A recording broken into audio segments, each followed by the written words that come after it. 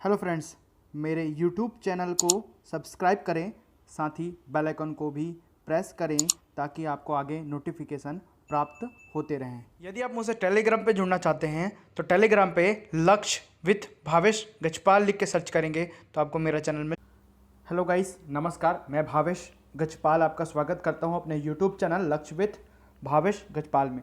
यदि आप चैनल पर नए हैं तो चैनल को सब्सक्राइब जरूर कीजिए, साथ ही बेल आइकन को प्रेस करें और मेरे टेलीग्राम चैनल से भी जुड़े। आज हम पढ़ने वाले हैं, ठीक है, तो आज हम देखने वाले हैं पार्ट 4 में छत्तीसगढ़ के जलप्रपातों का। यह पार्ट 4 है, ठीक है, छत्तीसगढ़ के जलप्रपातों का यह पार्ट 4 है। इसके पहले मैंने 3 वीडियो बना रखे हैं, आप प्लेलिस्ट में जाकर या डिस्क्रिप्शन बॉक्स में जाकर बाकी के वीडियो प्राप्त कर सकते हैं, ठीक है। छत्तीसगढ़ के ज्योग्राफी वाले पोर्शन में सभी है।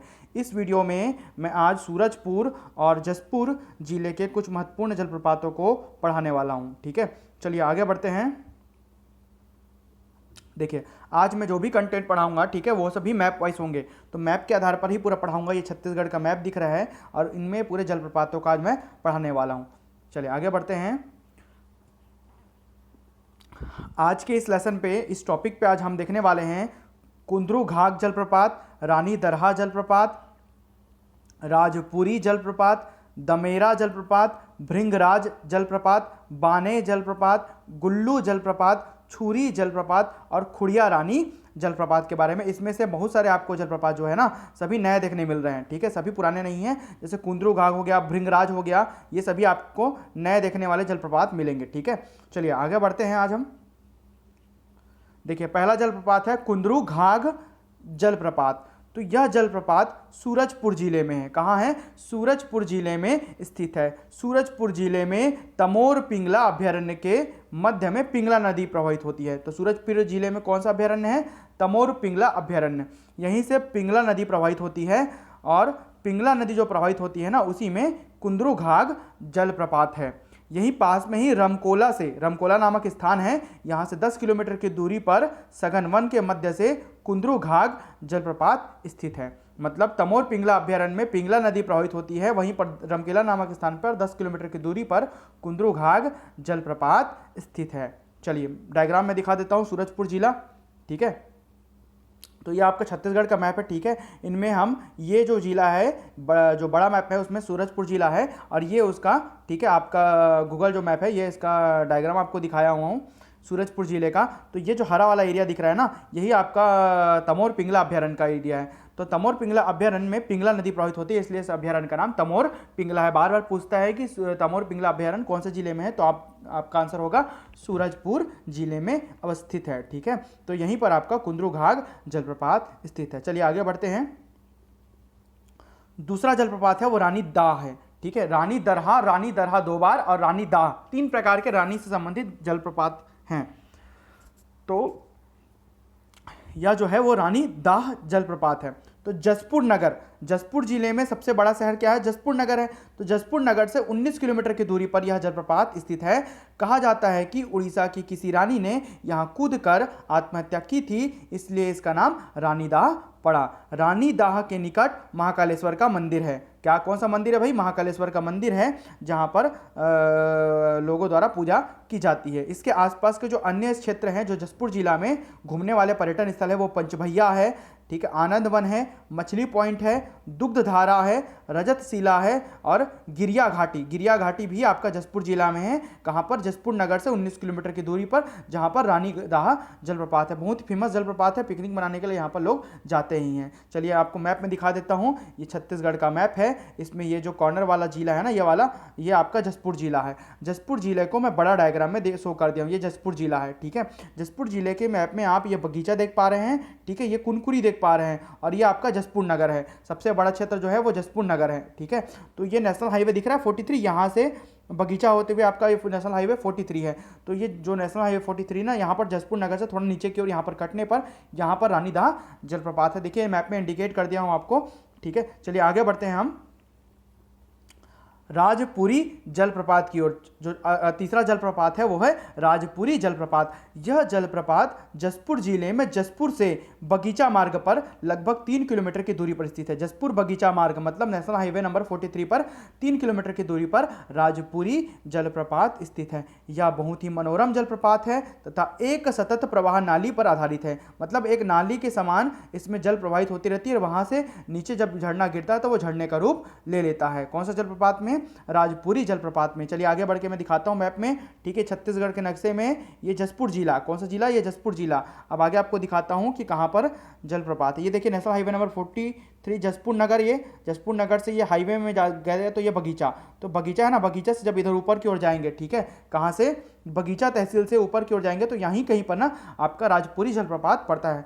ये मैं इसको इतना डिटेल में इसलिए बता पा रहा हूँ क्योंकि यहाँ पर मैं स्वयं घूमने गया हूँ। इस पूरे क्षेत्र में जसपुर को मैं स्वयं पर्यटन करके आया हूँ, ठीक है। चलिए आगे बढ़ते हैं। अगला जलप्रपात जो है वो दमेरा है। क्या है? दमेरा जलप्रपात। यह जलप्रपात भी जसपुर जिले में है। कौन से जिले में? जसपुर जिले में। जसपुर जिले से मुख्य रूप से जसपुर नगर से 8 किलोमीटर की दूरी पर है। जसपुर जिले में जसपुर नगर है। जसपुर नगर से 8 किलोमीटर की दूरी पर उसका सेंटर हब क्या है? जसपुर नगर। वहां से 8 किलोमीटर की दूरी पर यह प्रपात स्थित है। यह श्री नाला के प्रवाह मार्ग में बनता है। कौन सा नाला? श्री नाला के प्रवाह मार्ग में बनता है। इसके समीप हनुमान मंदिर है। इसे जून से सितंबर माह में देखा जा सकता है। मतलब जब जून से सितंबर माह पड़ता है ना तभी इसमें जल अच्छा भरा होता है। चलिए एक बात और बता देता हूं कि जितने भी कंटेंट जो मैं तैयार कर रहा हूँ ना वो सभी मानक पुस्तक के हैं। सभी मानक पुस्तक के तैयार किए गए हैं, सभी ऑथेंटिक सोर्स से मेरे द्वारा लिए गए हैं, ये सभी मानक हैं। चलिए आगे बढ़ते हैं। आपको दिखा देता हूँ, ये जसपुर नगर है। इधर जो क्षेत्र है, इधर आप जब जाएंगे तो राजपुरी जलप्रपात यहाँ पर जसपुर नगर के आसपास में 8 किलोमीटर की दूरी पर पड़ता है, ठीक है। चलिए आगे बढ़ते हैं। अगला जो 2 जलप्रपात है वो है भृंगराज और बाने। तो भृंगराज जलप्रपात को पढ़ते हैं। यह भी जसपुर नगर से 15 किलोमीटर की दूरी पर स्थित है।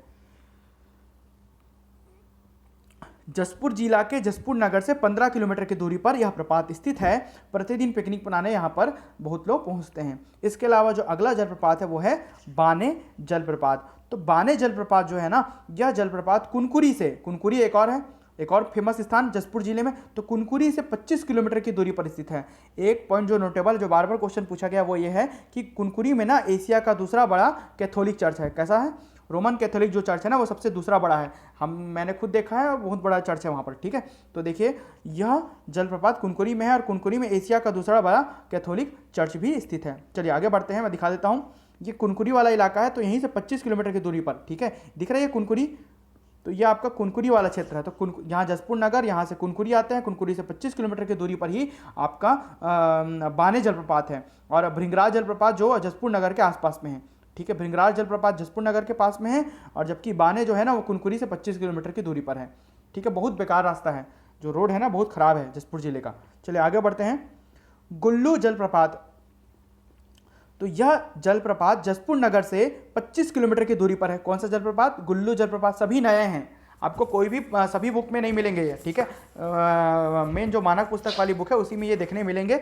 सभी बुक में ये जलप्रपातों के नाम आपको नहीं मिलेंगे, ठीक है। तो 25 किलोमीटर की दूरी पर स्थित है जसपुर नगर से। मुख्य रूप से यह प्रपात गुल्लू गांव, कहाँ? गुल्लू गांव के निकट ईब नदी पर है। कौन सी नदी पर? ईब नदी पर। तो गुल्लू गांव के निकट ईब नदी पर यह स्थित है जलप्रपात। ईब नदी बादलखोल अभयारण्य से प्रवाहित होती है। आपको पता है कि ईब नदी बादलखोल अभयारण्य में जो पानी का मुख्य स्रोत है ना वो ईब नदी है। तो ईब नदी जो है वो बादलखोल अभयारण्य से प्रवाहित होती है और बादलखोल अभयारण्य जसपुर जिले में है। कहाँ है? जसपुर जिले में। और यह जसपुर नगर से 25 किलोमीटर की दूरी पर गुल्लू गाँव में स्थित है। चलिए आपको मैप में दिखा देता हूँ, ठीक है। तो देखिए ये आपका जसपुर जिला है छोटे मैप में और ये बड़े मैप में, ठीक है। तो यहाँ पर आपका जसपुर नगर है और ये जो हरा भरा वाला इलाका दिख रहा है ना, यहाँ पर आपका बादलखोल अभयारण्य का इलाका है। तो बादलखोल जो अभयारण्य का इलाका है वहाँ से बहती है ईब नदी, ऐसे कॉर्नर से होते हुए, ठीक है। ऊपर से लेकर नीचे की ओर ईब नदी बहती है बाहर से, और ईब नदी बहते हुए, ठीक है, आपका महानदी में जाकर मिल जाती है। कहाँ? बाहर में मिलती है, ठीक है। आधा क्षेत्र जसपुर में है और आधा क्षेत्र इसका बाहर में है ईब नदी का, ठीक है। लगभग 86 से 87 किलोमीटर का एरिया जो है ना वो छत्तीसगढ़ में बैठती है और जबकि इसकी कुल लंबाई 203 या 211 किलोमीटर के आसपास है। बाकी जो है वो उड़ीसा में बहती है और बाहर संबलपुर के आसपास यह महानदी में जाकर मिल जाती है। तो ईब नदी में ही बादलखोल अभयारण्य में ईब नदी बहती है और यहीं पर आपका गुल्लू गाँव है। गुल्लू गाँव में ही गुल्लू जलप्रपात का निर्माण होता है। अगला बढ़ते हैं छुरी जलप्रपात की ओर। कौन सा जलप्रपात है? छुरी। यह जलप्रपात जसपुर जिले में ईब नदी पर है। यह भी कौन सी नदी पर है? छुरी ईब नदी पर। यह जलप्रपात मुख्य रूप से आकर्षण का केंद्र इसलिए है क्योंकि इस प्रपात क्षेत्र में बादलखोल अभयारण्य से चलकर हाथी आते हैं। कहाँ आते हैं? हाथी। तो अगर आपको हाथियों को देखना है ना, तो ये जो अभयारण्य के बादलखोल अभयारण्य के जो हाथी हैं, वो इसी जलप्रपात में चलकर जलप्रपात तक पहुंच जाते हैं। तो जलप्रपात में क्रीड़ा करते हैं। तो अगर आपको हाथी देखना है तो छुरी जलप्रपात के आसपास के एरिया में घनघोर जंगल में हाथी आपको प्रत्यक्ष रूप से देखने मिल जाएंगे। कौन सी नदी पर है? ईब नदी पर है। चलिए आगे बढ़ते हैं। मैं आपको मैप पे दिखा देता हूँ। जसपुर जिले में जसपुर नगर और यहाँ से बहती है ईब नदी। ये बादलखोल अभयारण्य वाला इलाका जिनके बीच से ईब नदी बहती है, और यहीं पर आपका छुरी वाला है, छुरी जलप्रपात का क्षेत्र है। ठीक है, तो छुरी जलप्रपात मुख्य रूप से ईब नदी पर स्थित है। चलिए आगे बढ़ते हैं।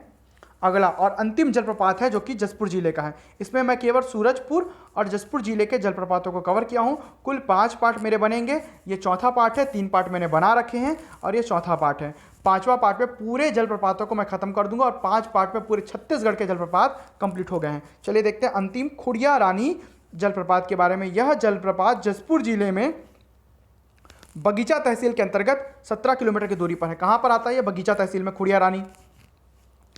इस प्रपात के एक किनारे पर पहाड़ी तथा दूसरी ओर खुड़िया रानी का मंदिर है। चूंकि यहाँ पर खुड़िया रानी का मंदिर है, इसलिए इस प्रपात का नाम खुड़िया रानी जलप्रपात रखा गया है। यहाँ तक पहुँचना बहुत ही दुर्गम है, मतलब बहुत ही कठिन है, यहाँ तक पहुँचा नहीं जा सकता। ठीक है, तथा यहाँ पर एक गुफा है जो कि गहरे अंधकार से भरा होता है। तो खुड़िया रानी जलप्रपात में खुड़िया रानी मंदिर तथा एक गुफा भी है। चलिए आगे देखते हैं कहाँ पर है ये, देखते हैं। ये आपका नेशनल हाईवे नंबर 43, ठीक है, ये 43 जा रहा है। आपका जसपुर नगर है ये, ठीक है, और जसपुर नगर से आपका ये जा रहा है बगीचा तक। तो बगीचा के आसपास ये 17 किलोमीटर के एरिया में आपका खुड़िया रानी जलप्रपात है। ये बगीचा है ना, तो बगीचा जो तहसील है इसी में आपको खुड़िया रानी जलप्रपात मिलेगा मुख्य रूप से। चलिए आगे बढ़ते हैं। ये तो इस प्रकार इस वीडियो में पूरे जो 17 के 17 जलप्रपात 9 के 9 जलप्रपात हैं वो पूरे मैंने कंप्लीट करा दिए हैं। जसपुर जिले के पूरे और सूरजपुर जिले के जलप्रपात। सूरजपुर जिले में वैसे भी है नहीं, लेकिन जसपुर जिले में जितने जलप्रपात हैं सर्वाधिक वो मैंने कंप्लीट करा दिए हैं। सर्वाधिक जसपुर जिले में जलप्रपात हैं। ठीक है, अभी जितना मैं पढ़ाया हूँ उसमें।